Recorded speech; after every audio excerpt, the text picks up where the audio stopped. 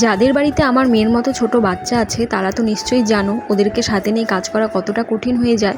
আমারও কিন্তু ভীষণ বিরক্ত লাগে, সেই জন্যই কিন্তু এখন আমি কয়েকটা দিন থেকে একটু তাড়াতাড়ি উঠি, যাতেও ঘুমিয়ে থাকতে থাকতে সব কাজগুলো করে নিতে পারি। আর আজকে কিন্তু আমার সমস্ত বাসি কাজ হয়ে গেছে, তারপরেই আমার মেয়ে ঘুম থেকে উঠেছে।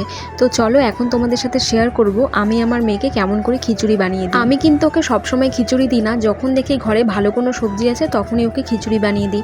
যেমন আজকে খিচুড়ির মধ্যে দিয়েছিলাম মিষ্টি কুমড়ো আর কোয়াশ। তো প্রথমে কিন্তু আমি চাল আর ডালটাকে সেদ্ধ করে নিয়েছিলাম আলাদা করে। আমি কিন্তু মুসুরির ডাল ব্যবহার করেছি, তোমরা চাইলে অন্য কোনো ডালও ব্যবহার করতে পারো। তারপরে সর্ষে তেলের মধ্যে একটু জিরে আর একটা তেজপাতা ফোড়নে দিয়ে আমি কিন্তু সবজিটাকে কোনো রকম করে একটু ভেজে নিয়েছি। তারপরে কিন্তু সেদ্ধ চাল আর ডালটাকে দিয়ে দিয়েছি। আর এই সবজি দেওয়া খিচুড়িটা যেমন হেলদি, সেরকম কিন্তু বাচ্চারা খেতেও বেশ পছন্দ করে। আমার মেয়ে তো খুব ভালোবাসে, তাই কিন্তু আমি মাঝে মধ্যেই ওকে বানিয়ে দিই।